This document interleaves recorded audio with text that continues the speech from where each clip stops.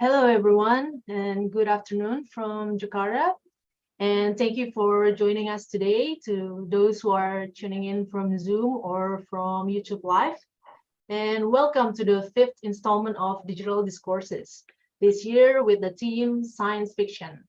This conference would not be possible without the help of our organizing partners, Engage Media and Center for Digital Society, and also the collaboration with Smart Change Project for the session, The Future of Smart Cities.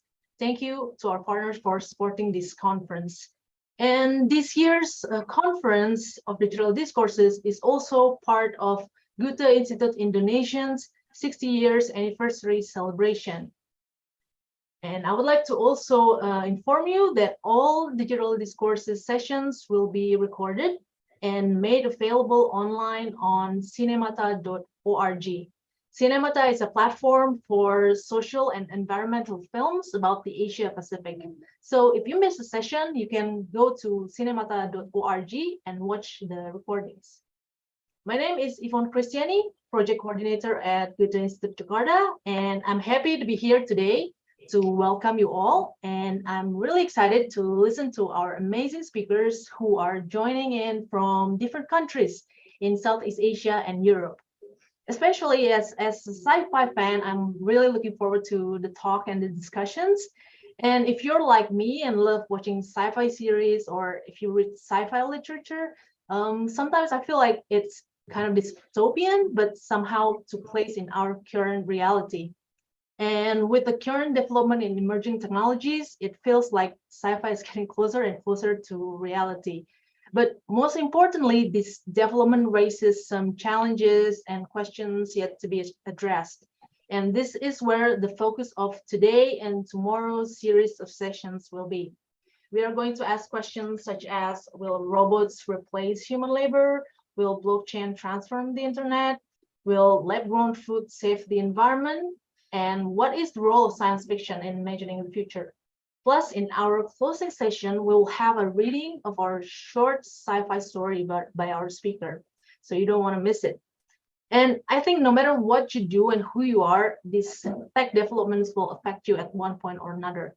Our life will not be the same in 10 years' time, but the future is for us to grab and to determine. So I'm curious as to what the speakers envision our present and our future, and keen to listen to the discussion.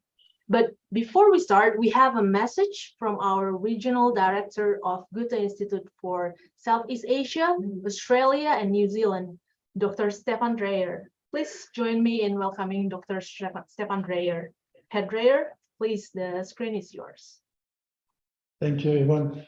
Selamat siang from Indonesia. Good afternoon, everybody, ladies and gentlemen, distinguished guests and friends and partners, and for all of you joining us virtually from various parts of the world.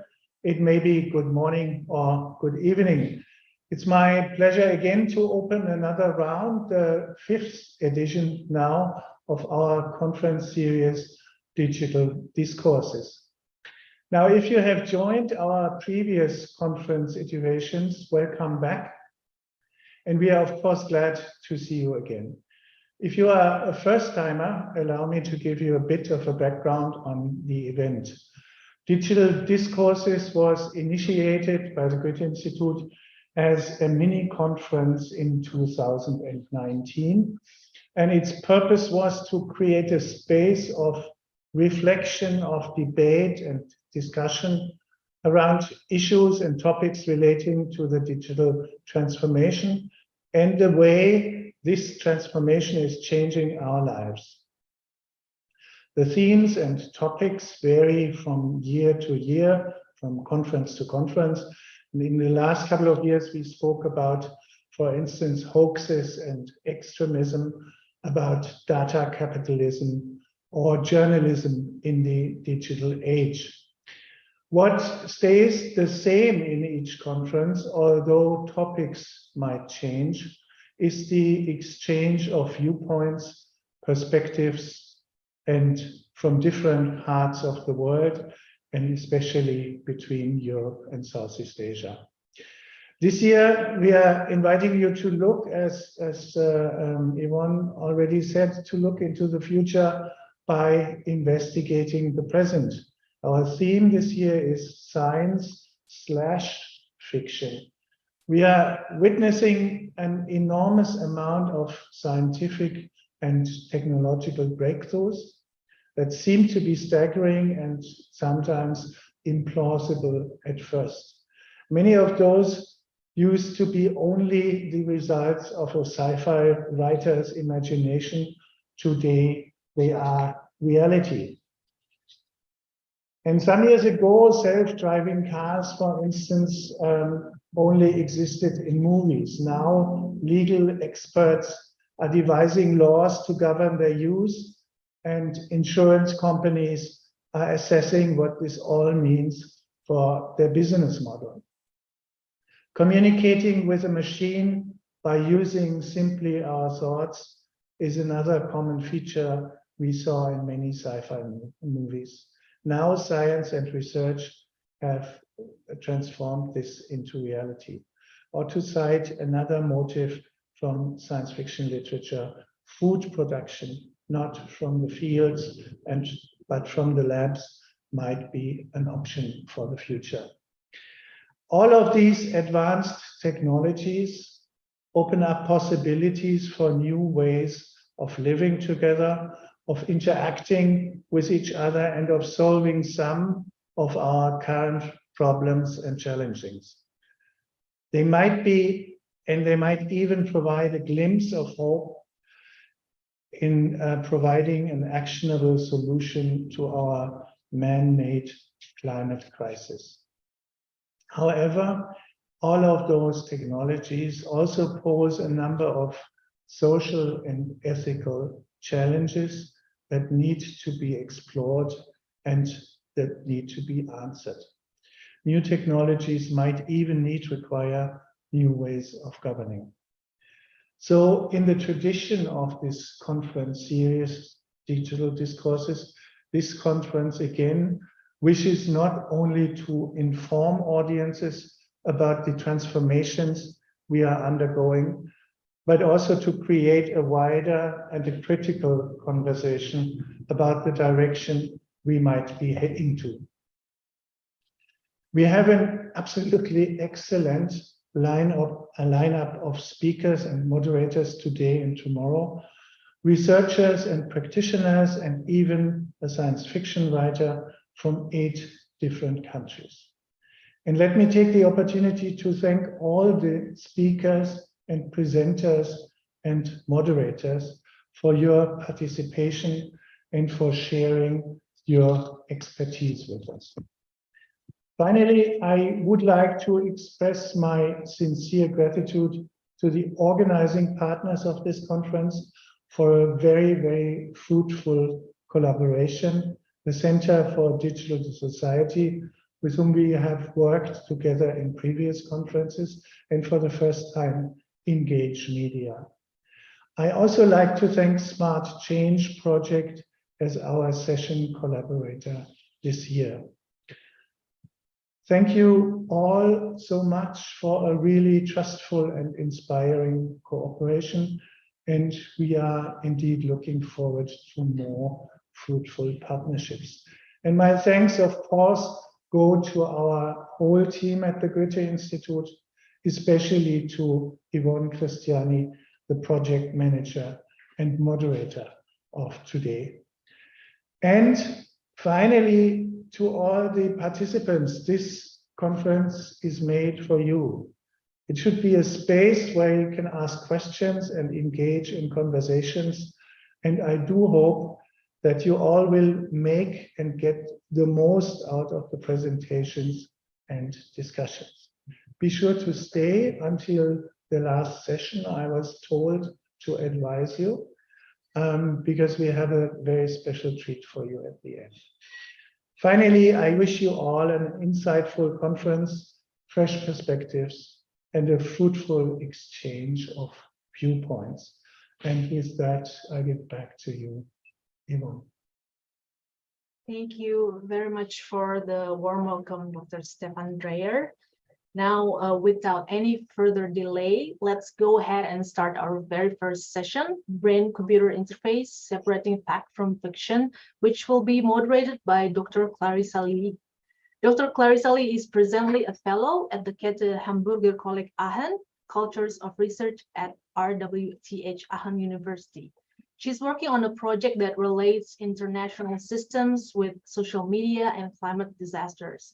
Her expertise is in science, technology, and society, as well as comparative media studies. She has published on topics ranging across art science, science fiction, and digital media. Dr. Clarissa Lee, please take over. The screen is yours. And have a great conference, everyone. Thank you. All right, thank you very much, Christiane. Good morning to those who are joining from Europe, and also good afternoon to those who are based in the Australasia region. And it so happens that when I was invited to participate in this conference, for which I actually thank Goethe, the Institute Indonesia, Center for Digital Society and Engaged Media, I've actually already moved to Germany. So yeah, so good morning to all of you. So for today, we are actually the opening act for this conference, which is actually on the brain-computer interface, separating fact from fiction. So what we'll be learning from our speaker today is that what is this brain-computer interface, or known in its acronym as BCI, its current use, where it's going, and what are some of the ethical challenges. And also, as the opening act of this conference, I feel that it's also my responsibility to kind of set the tone for the conversation going forward. Especially since we are conversing on categories of fact and fiction in the scientific discourse, and what would that actually mean? It is best to be reminded that there is science fiction, as actually have been well articulated early on by Christiane, which is science fiction as a literary genre that spans across different mediums of adaptation. And then, of course, there is also fictions in science, where there are obviously more speculative forms of mental models and thought experiments that sometimes can get mixed up with reality. But more often, one is unable to distinguish without a signpost as to what these two differences are, and the signpost being the kind of conceptual research questions that may be asked. So in the realm of the mind and the brain, we have countless philosophical treatises on control, power, free will, and agency. But how do we reconcile these philosophical ideals with the state of the science, the hard science? So without further ado, let me introduce our speaker for today. He is a Professor Moritz Grosse-Wentrup, who is a full professor and head of the research group Neuroinformatics at the University of Vienna. So he has developed machine learning algorithms that provide insights into how large-scale neural activity gives rise to cognition, and applies these algorithms in the domain of cognitive neuroengineering. So for example, in order to build brain-computer interfaces for communication with severely paralyzed patients, to design closed-loop neural interfaces for stroke rehabilitation, and also to develop personalized brain simulations programs. So what we'll have is that we have Professor Grosse-Wentrup speaking for 20 minutes, and then we'll actually open up the session for Q&A. So feel free to actually start typing in your questions in the chat if you are so moved to do so. And then we will now proceed with the talk by Professor Wentrup. Thank you very much for the introduction. Yeah, thank you very much for the invitation. It's really a pleasure to be here. I'm very much looking forward to the discussion. Please do ask all the questions that you have in the chat. I'm very much looking forward to going into these. So I will now share my screen and give you a roughly 20-minute introduction to what brain-computer interfaces are, and where I see the future of brain-computer interfaces and how I think they will and should develop. So you should now be seeing my screen. Okay, so I've given this talk the title From Brain-Computer to Brain-AI Interfaces. So I first want to talk a little bit about what brain-computer interfaces are and what they are used for, what the potentials are. And then I want to make this distinction and argue that we should make a switch from brain-computer to brain-artificial intelligence interfaces. And of course, I will explain more what I mean by that. But let us start to consider what actually a brain-computer interface is. And the generally agreed upon definition is from an overview paper by Jonathan Warpaul, published in 2000, already 22 years ago. And this consensus is that a brain-computer interface is a communication system that does not depend on the normal output pathways of peripheral nerves and muscles. And now this is a pretty complicated definition. Let us pick this apart and see what this means. Yeah? So let us consider, how do we communicate?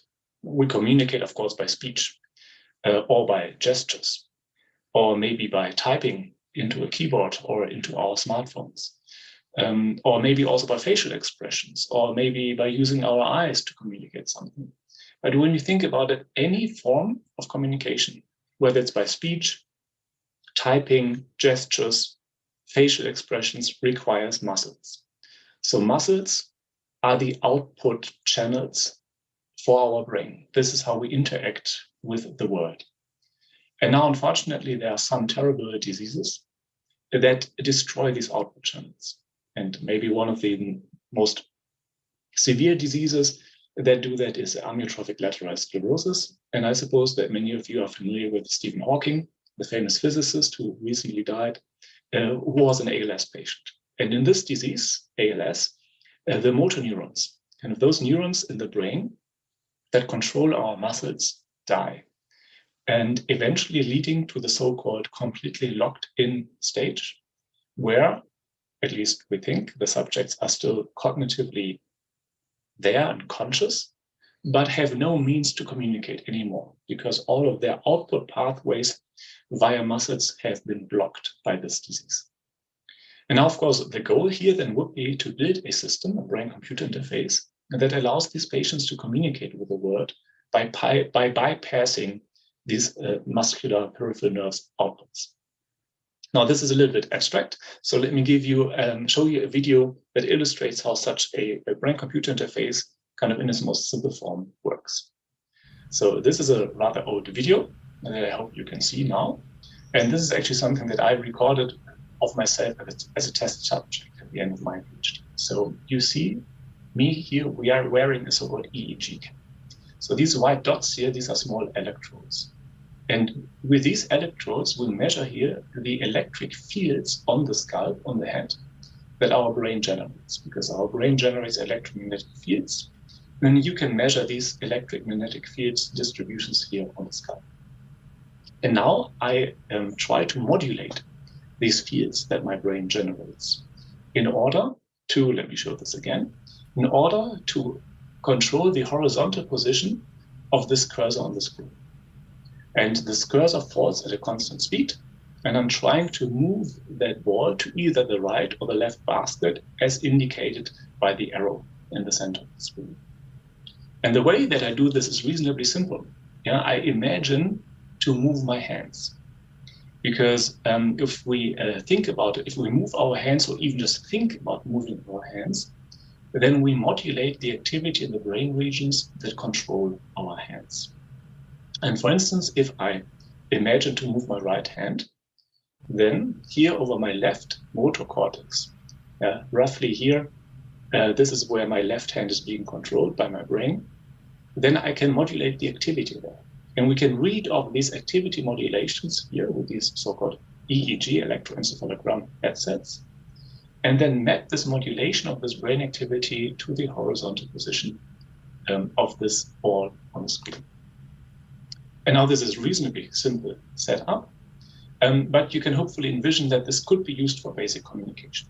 For instance, we could agree that whenever I want to answer a question with yes, I move the ball to the right. And whenever I want to answer a question with no, I move the ball to the left.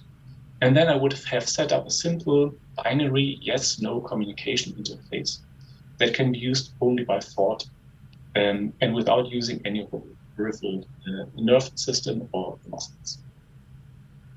Now, on a higher level, the way that this works is the following. We need, of course, a brain that wants to communicate, and we need to have some sensors to measure brain activity. And what I've shown you here in the previous video is this EEG, this electroencephalogram, which measures non-invasively on the scalp the electromagnetic fields or the electric potentials generated by these electromagnetic fields of the brain. But there are, of course, many other types of sensors. There are non-invasive sensors, various types, but there are also invasive ones where you actually open up the skull and either put electrodes underneath the skull directly on top of the brain, or even implant these electrodes into the brain. And of course, all of these different types of sensors have different advantages and disadvantages, and also ethical considerations, which I think we'll discuss later. Now, if we have these sensors, though, then what we often need is we need to give our subjects a task. It would be desirable if we could just think what we want to do, and the BCI automatically interprets that. But most of the time, we need some explicit task to make this decoding of our intention more simple. In the previous video, the task was, if you want to say yes, think about moving your right hand. If you want to say no, think about moving your left hand.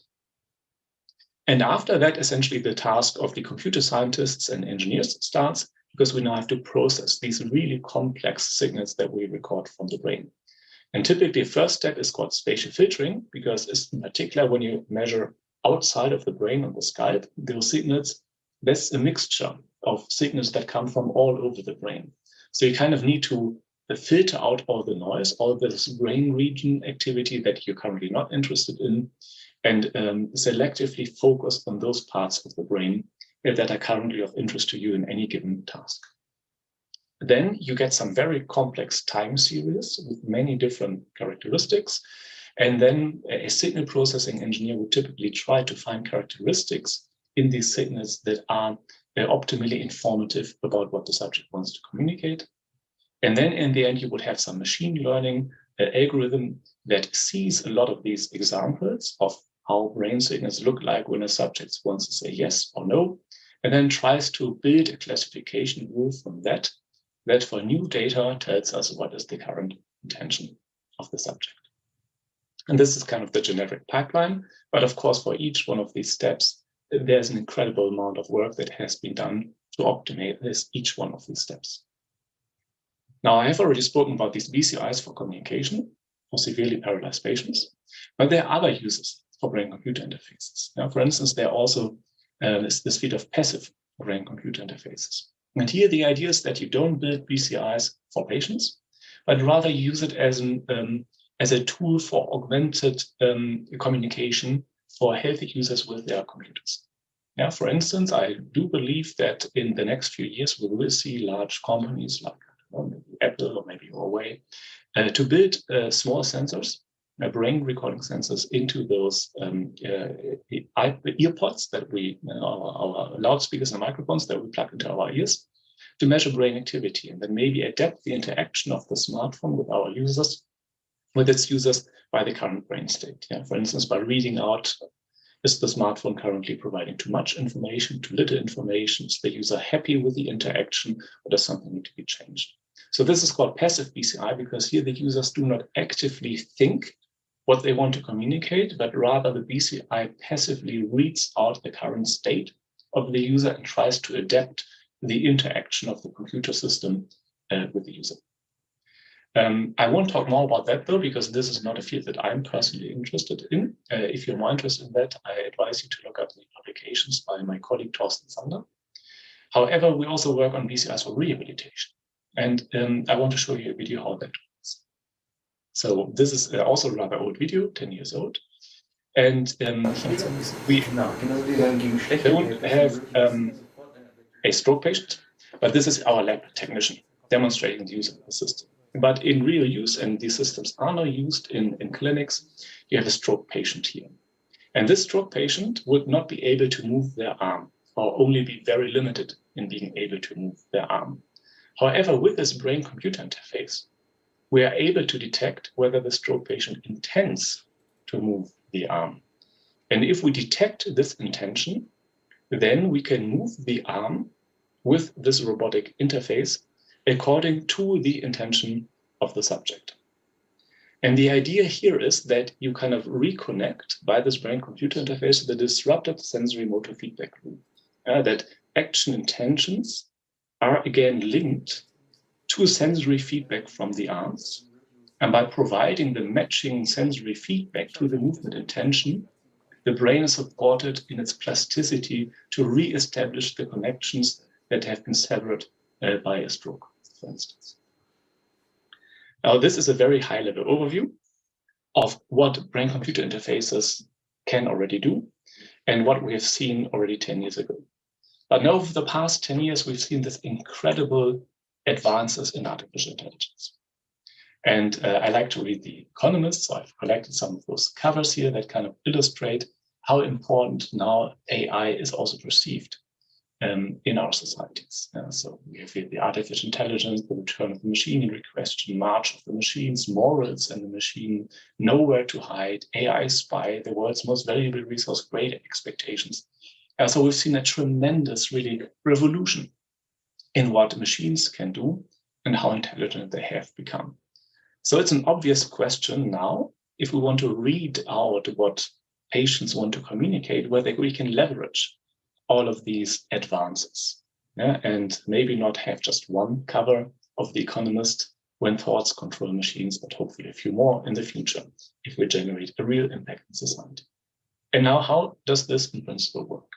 Well, in principle, all of artificial intelligence is more or less so-called end-to-end.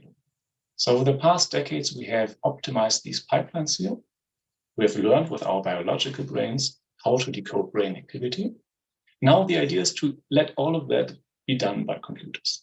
So we will take this whole pipeline that we've developed over the last decades and replace it by a so-called deep neuronal network that has many, many neurons and many, many layers, artificial ones, and then is given a lot of training data, so kind of a lot of pairs of where subjects do a certain thing that they've been instructed to do, and we get these so-called labels together with the brain activity.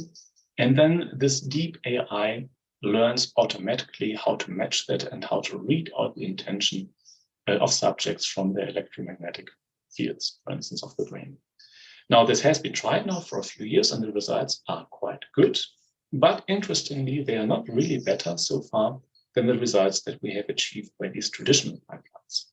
And I think that is not too surprising in a way, because our biological brains are pretty clever as well.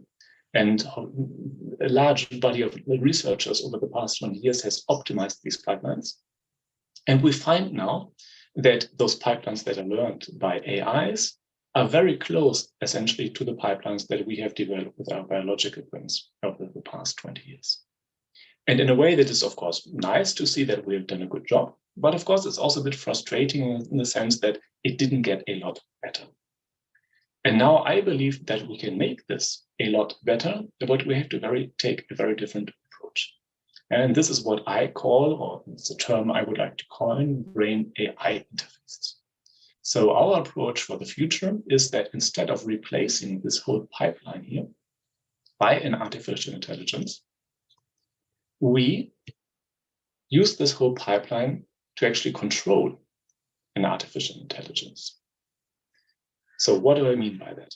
Now, let me demonstrate this on what I call a conversational brain artificial intelligence interface. So there are many patients who have what is called Broca's aphasia. These are patients, usually stroke patients, but sometimes this is due to other diseases, who cannot really speak anymore. And the problem here is not only that their output muscles don't work anymore, but really that a stroke can have destroyed large parts of the brain that generate our speech. And these people with Broca's aphasia can only say, or often, of course, there's a spectrum of how severe that disorder is, but they can often only speak individual words anymore. But this complex sentence generation that all of us are capable of usually doesn't work for them. Now we do have AI systems that can generate natural language, text, and speech. So the idea here is to have an artificial intelligence that speaks for these patients. But of course, in order for us to speak for these patients, this artificial intelligence, this, in a way, chatbot, needs to be able to know what it should say. And the way that it works is as follows. We have a patient, a brain that wants to communicate, but can't really generate ordinary speech anymore. And we have a person who wants to talk to that person. And this person then might ask a question. For instance, the person might ask the question, "Good morning, did you sleep well?" And then our patient would like to answer and can then communicate their decision via our normal brain decoding pipeline, from which we infer the cognitive state, maybe yes, indicating I did sleep well. And now the artificial intelligence obtains this yes decision via the BCI, and at the same time has listened to the subject, to the interviewer asking the question. So it knows the question was, did you sleep well? And it knows that there are certain reasonable answers to this question. Maybe I did sleep well or did not sleep so well. And it infers the context of how it should answer via the brain-computer interface pipeline, and then put that out.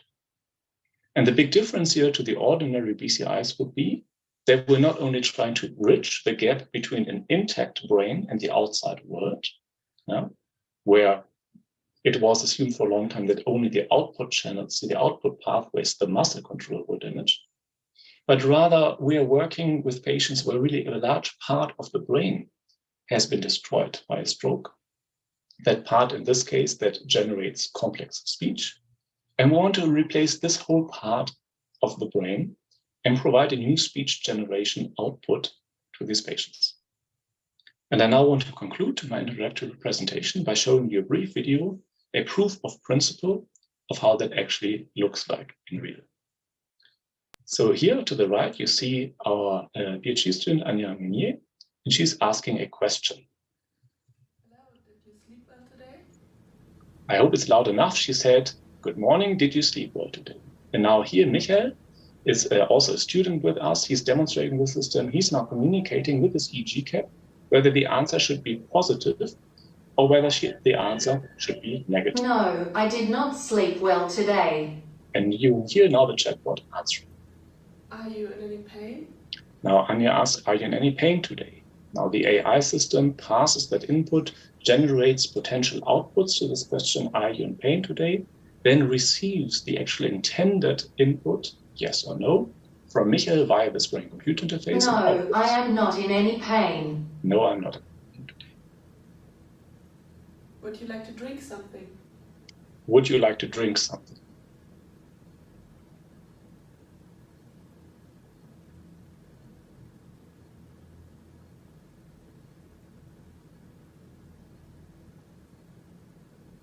Yes, I would like to drink something. Is orange juice okay? Is orange juice okay? You see, it takes some time for the result to be generated because there's a lot of AI running in the background and like quite computational resources required, but also Michael takes some seconds to communicate this decision via this PC. Yes, orange juice is okay. Would you like to eat something? Now we're gearing up to something to also demonstrate the current limitations, and with that I will conclude my presentation. So would you like to eat something? Anya asked, and Michael says? Yes, I would like to eat something. What would you like to eat? Now Anya asks, what would you like to eat? Now Michael can't answer that, because at this point with this system, he can only say yes or no, but he can't say pizza. So he now says no, and let's see what the system makes out of it. I don't know what you're trying to ask me, but I don't approve of your tone. So the AI doesn't have the information that it needs, and hence it makes something up and says, in this case, I don't know what you're asking, but I don't approve of your tone. I don't approve of your tone is the interpretation of the no input that the system received from you. So you see, this is, there are still, of course, current limitations, in particular related to how much we can read out of the brain. But I strongly believe that this shared autonomy form is going to be the future of brain-computer interfaces for brain-AI interfaces, where we actually control with our brains complex AI agents that replace those parts of our brains that have been destroyed, for instance, by stroke or some other disease.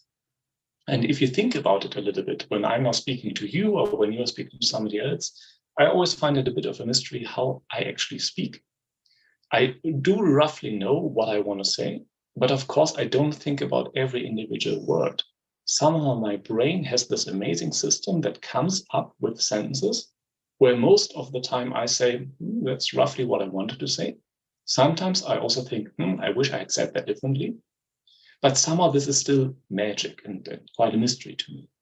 And I feel that in the long run, for those patients who have lost this ability, we will give them these AIs to do it for them.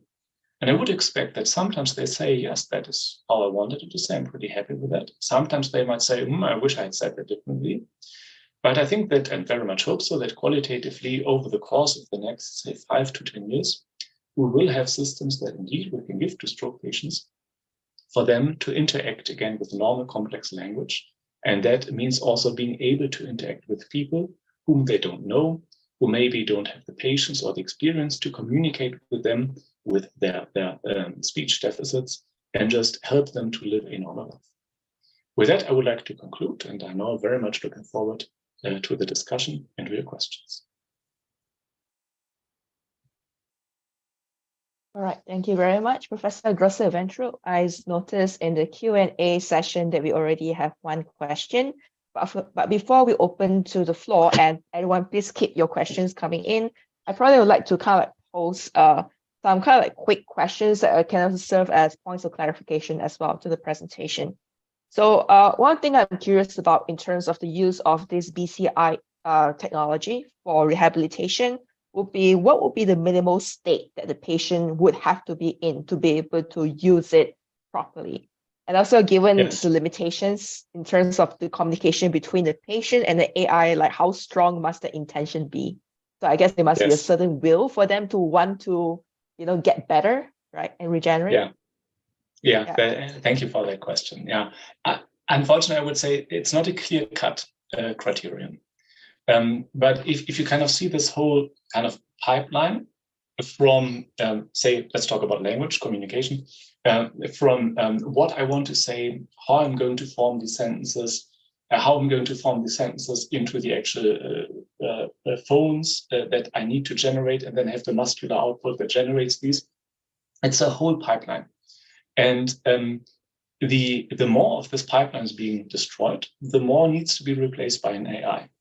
And initially, we had this case where we assumed that everything is very sorry. You can still hear somebody is using a drill here in our offices. So if only the output channel is destroyed, then you can still have this whole intact brain in there. But the more of the brain has been destroyed, the more AI you need to still being able to communicate. And of course, at some point you can ask, how much am I still communicating with that person and how much am I communicating with the AI? And I think that will be a continuous transition. And it's going to be a difficult question then in the end to tease that apart, and indeed one that has ethical implications and of course also deep philosophical implications for what is the mind, what makes us a person, and how much can an AI take over things that we do, while we still believe that we're talking to that person, not to the AI. Yeah, thank you very much for the answer. So before maybe I pose my second question, I'll take a question from the floor, from the Q&A. This is from Mr. Kamaluddin. Okay, he said here, currently all information is in digital form relating to the topic of your presentation. So how will the fate of information in printed form in the future? And how can AI help digitize printed information? And the roles of AI in use in libraries. I guess is asking how would you translate the technology, the BCI technology that you're using for rehabilitation, for this kind of informational processing, storage, and archiving? Yes, so I would say that there are two answers. One is, first, without BCI technology, indeed, there are colleagues at the University of Vienna here who use AI technologies to digitalize and also to translate old text. So AIs can be a great tool to process information at a speed that humans just can't do. And if you have trained an AI to decipher some old, not existing language anymore, and you have a lot of documents, of course, you can digitize these and kind of improve the storage over time. This is one way. Now, more in the domain of BCIs. Colleagues of mine are working on this idea that we can also use BCIs to teach AI systems. Currently, AI systems need to learn from large samples or kind of on their own. Maybe if they start to learn how to drive a car, then they have to drive a lot to learn it. But here the idea could be that you actually do use BCI technology to provide feedback to these AI systems and tell them via the BCI what they're doing correctly and what they're not doing correctly. And thereby kind of have an kind of open the other way, that you kind of help via BCI those AI systems to learn faster and better to reproduce human behavior. Thank you. So actually, in connection to that question as well, probably one of the concern that we have, especially in Europe, where the GDPR, right, we have all this data that you're collecting from individual patients, and then it's mixed up with all the other data that's kind of collected elsewhere. How are you going to actually sort between all this data? How are you going to like attribute security levels to this different data? Obviously, personal data would be accorded higher security levels than maybe data from old texts, for instance. How I mean, is there already a setup to deal with that? A really important and wonderful question. It's not quite clear right now, I would have to say. And I find it indeed very important that we start thinking about these concepts. How do we make communication via BCIs secure and private? Because I think what we often see in new technologies, that kind of technological sectors move ahead and legislation only slowly catches up. And then you have situations where the GDPR is kind of published many years after companies like Facebook and Instagram and so already have kind of changed the world, and sometimes not necessarily for the better. And indeed, I think in BCI research, it is essential that a patient can always say, I don't want to say that. And that you don't decode what the patient is thinking, but that you decode what the patient wants to communicate. And these can be two very different things. And of course, there are different ways to deal with that. You can try to explicitly distinguish between these two cases and try to learn what the patient is thinking, which you should not communicate, via what the patient wants to communicate, what he should communicate. You could also imagine to have a sort of kill switch where a patient can at any point in time kind of stop any interaction with that system. But these are really quite substantial challenges. And we are indeed in contact also with legal authorities to discuss these, how to do that in the future. And I think this will become even more important when we will exploit these shared autonomy principles even more, where these AI systems that help us to communicate will get to know a lot about our personal preferences and about our background. And will, for instance, know that you like pizza more than pasta or rice more than something else. And then the question is, when should these AIs be allowed to divulge that information and when not? And these are really quite critical questions which need to be addressed by our community and which only we're really now beginning to address. Right. So probably we'll take a little step back and also ask a sort of bigger question. This actually comes from another audience member, Waya Nadiantara. So this person is asking, what do you think would be the main constraint of current BCI development? I think you've probably answered part of it, but maybe you want to add more to it. So he gives an example of AI's mathematical foundation in the 70s and 80s. I think it's talking about the symbolic logic, right? And at the time, computational power and cost are the main constraints. I think that's still the constraint today. So how is it going to make it applicable to everyday life? So I feel the main constraint is the recording technology, the interface to the brain. So we have ways to measure brain activity non-invasively on our scalps, but that is very, very far from the brain, and you only measure very high-level things. And it's very hard to read out a lot from that. And also it's cumbersome to put them on. You do have the other opportunity to go inside the brain and implant electrodes directly into parts of the brain. But then you're extremely focused and extremely localized. And maybe you will record a few hundreds of neurons, but we have 100 billion of neurons. There's really this trade-off between recording all of the brain at a very bad resolution or recording very, very small parts of the brain at a high resolution. And of course, what we would need is we would need ideally to be able to record large parts of the brain at a high resolution. And doing this also in a secure and medically non-risky fashion. For instance, ideally in the long run, we would have electrodes that can be implanted, fully implanted, and would send out all segments wirelessly, such that you don't have any cables that need to go into the brain or come out, because these can be sources of infection. But then you would need to do all the signal processing of these enormous amounts of data with hardware that may not heat up to more than 40 degrees, because above 40 degrees, you start damaging the tissue. And having these recording technologies, I think that is currently the bottleneck of BCI research. Well, speaking of bottleneck, there's probably also another bottleneck. This comes from the question from the floor, Endahing Pustakasari. The question is BCI able to detect emotions, right?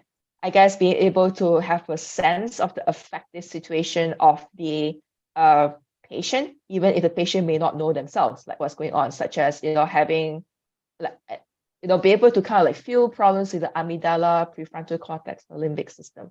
I guess being able to have awareness of things that even the person is unaware of themselves. Yeah. So if you look into the literature, the answer seems a simple yes.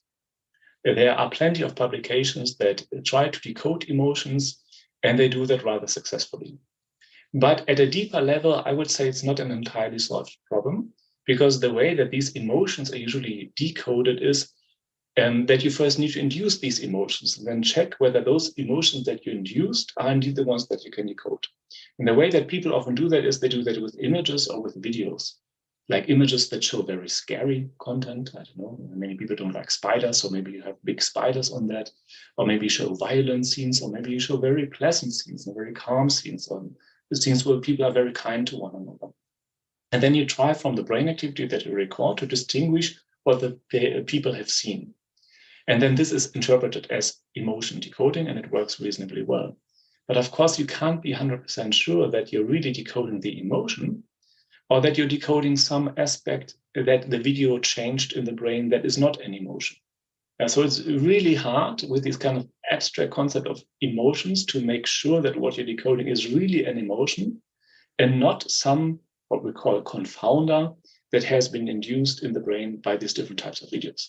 Like a simple example, imagine that all scary videos would have a black background and all pleasant videos would have a blue background. Maybe you're just decoding that people saw a blue background and not a black background, but not the emotion.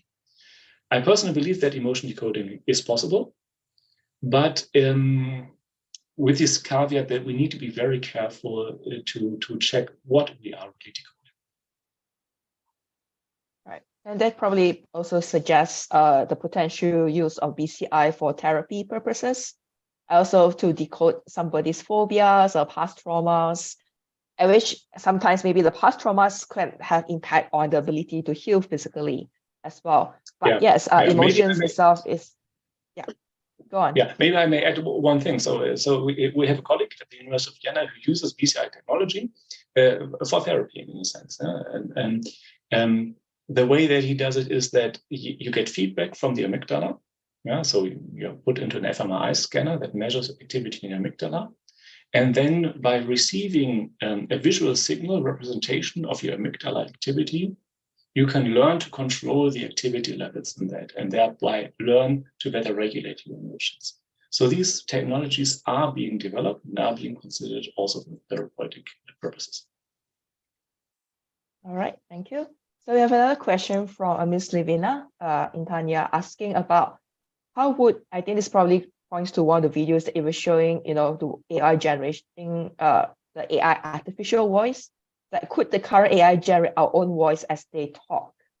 Yes. I guess they may generate the voice of the user. And does AI make the sentence result as we talk to someone rather than a robot? And does the AI literally put out words as is our brain is constructing them, like we intend to speak that, and the AI just kind of like picks up on it and spews it out? Yeah, thank you. So the first question is a simple yes. Yeah, so there are already AI systems that can synthesize speech according to an individual voice. So if you have a large enough body of voice recordings from a patient, you can synthesize their own artificial sentences in their own voice. So that is already a reality. You can do it. However, now the question is, can you make the AI really speak in the same way as you would speak? And now this is a really interesting, fascinating question to which I would say, maybe, maybe not. We don't really know yet. With those systems, so we measure non-invasively, I doubt that we can detect or infer from the recordings how exactly a person wants to say a certain sentence. However, when we become more invasively and maybe start recording directly in speech areas of the brain via implanted electrodes, then I see that that could become a possibility, and that we could kind of get at the level of resolution where we can also infer how a patient wants to say a certain sentence. That being said, these AI systems that generate these sentences, they have to be trained on large data sets of conversations.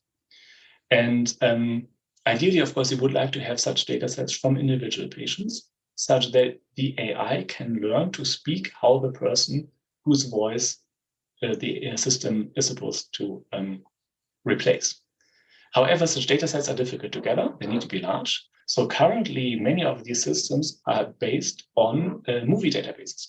And for instance, Friends, this TV series Friends that maybe you know, that is being used. So these AI systems now, to a certain extent, learn how to speak people in the TV show Friends. And of course, that's not how people speak to one another. That's not natural communication. And I believe that over the long run, we need these larger data sets of how people naturally communicate. And that will also lead to these AIs learning to communicate not as robots, but sound more natural to us. Thank you. We have another question. This question is, would the BCI technology allow our brain to download information from the internet in the future? I guess this is the idea of connecting directly to the network. Yeah, of course, that's a fascinating question, and one that has driven science fiction authors for a long time. I do not know. So the current challenge is that we don't really understand the neuronal code, meaning we can roughly infer what a patient wants to do if this is a limited set of actions from the neural recordings. But there's so much going on in these neuronal recordings and those neuronal activities that look like noise to us, but that probably is not noise, but that this is very important for how the brain processes information. But we don't really understand yet why these neurons process that information in this way. And if you want to write information into the brain and make the brain adopt this, then I believe that you need first to decipher this neuronal code in order to be able to really write the information into the brain in such a way that the brain can make sense of it. And we don't understand that yet.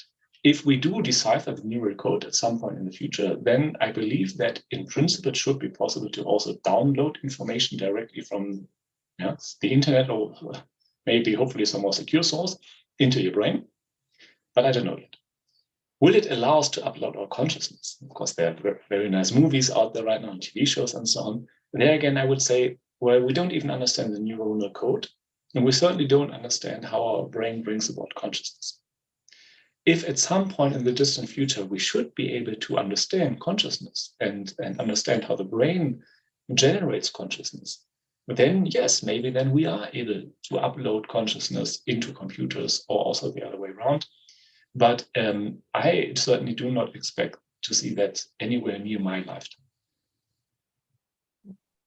So probably to also go a little bit back to reality, given the huge undertaking that you're having here with this particular sort of systems technology development. So could you speak a little bit more about the types of like collaboration that you have to form with experts, right, outside of neuroscience, right, to be able to even test the different phases of this technology? Yeah. So of course, you need interaction with clinical scientists who take care of the patients. You need interactions with essentially people who build the hardware, so who build recording electrodes and or the chips that actually record the signals. And then you need computer scientists as us to decipher all of these signals. And then, of course, you also would like to have psychologists who actually kind of study what impact that has on users. And maybe in the long run, also on a larger scale, social scientists who study the impact on societies at large. Then, of course, you do interact a lot with neurobiologists, because these machine learning pipelines that you build, the more you know about how the brain works, the better you can build these pipelines. And of course, there's then a two-way interaction between neurobiologists. So it's quite an interdisciplinary endeavor. And I imagine that will remain for the future. And that is also, advertising my field a little bit. That is what makes BCIs also so fantastic to research in, that you're not the small community where you only talk to people who work on exactly those topics you work on, but you have to interact with people from very different backgrounds to build these larger scale systems. And that's, of course, always fascinating to talk to people with a very different perspective than you are. Thank you. So I probably will now go also to the slightly more speculative but still scientific realm. So recently, the 2022 Nobel Prize for Physics was actually awarded in the field of quantum information, and one of the winners is actually a scientist from your university, right? Yes. So what do you see the impact of quantum computing, right? And there's this development in this field of quantum biology as well in BCI, right? Yes. Especially in terms of dealing with large-scale data, and in terms of how do you navigate and store all this data, because it's going to just keep adding on, and you're thinking about storage and space. So, and also in terms of security as well, how quantum computing actually assists in this respect. Yeah, of course, it's a bit of a long stretch, because at this point, we don't really, let me put it differently. You can ask the question, does quantum information theory, quantum mechanics in general have something to do with the brain? One question, very fundamental, and the other is the more applied one. Can we use the quantum technologies, the secure communication and quantum algorithms to build better BCI systems? So let me first talk about the more fundamental question. So there's this tendency always in science or in neuroscience to say, well, the kind of most sophisticated physical theory that we currently have and we don't fully understand, maybe that's a good theory to talk about how the brain works, because we don't really know how to understand. We don't really understand how the brain works, and maybe two theories that are so complicated we don't understand, maybe they have something in common. Yeah, so in the past, people said, oh, minds, brains are robots or automatons. And now some people consider the question, do we need quantum mechanics to really understand how the brain works? Maybe, maybe not. We don't really know that yet at this point. And there are some famous scientists who do believe that quantum mechanics is important to finally understand where all our intentions come from. And this also goes back to this question whether in the end we're just deterministic agents that just act according to what our brains do, and there's no way that we can influence that, or whether we have some more freedom of choice. And some people argue that this freedom of choice may come from these random processes that we observe in quantum mechanics. But we don't really know yet. We don't have the recording technologies yet to record brain activity at a level of resolution where we could see quantum effects. That being said, in the more applied side, there's of course the hope that quantum algorithms could make BCI systems more effective in terms of solving certain computational problems more efficiently. So currently at this stage, those algorithms that can be run on a quantum computer are not yet really relevant for BCIs, but who knows? Yeah, that might change.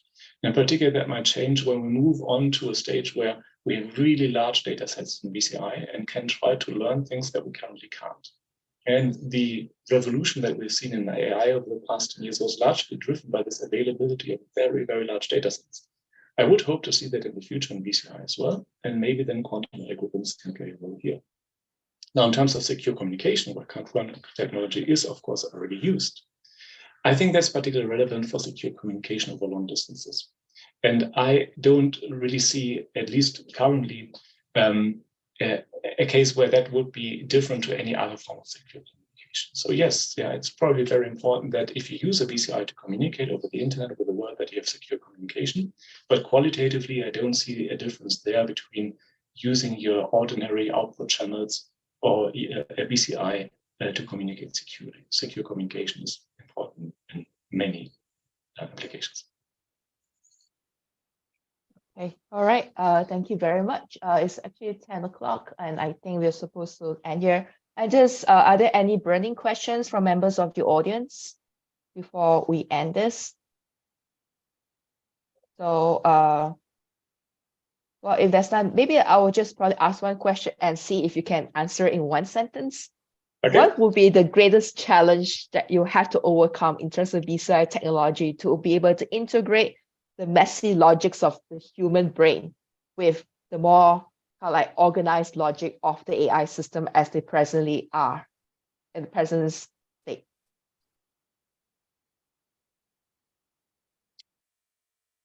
We have to design systems that provide an obvious additional benefit to its user. And that's not easy. All right. Right. So with that, I thank you, everyone, and thank you actually to Professor Grosse-Wentrup for actually for his very illuminating and exciting talk. So It's been a pleasure. now we will now end this session, and in half an hour's time, we will have another session that will be coming up. So please stay online or join back again in half an hour. Okay. Thank you very much. Thank you and goodbye. Bye.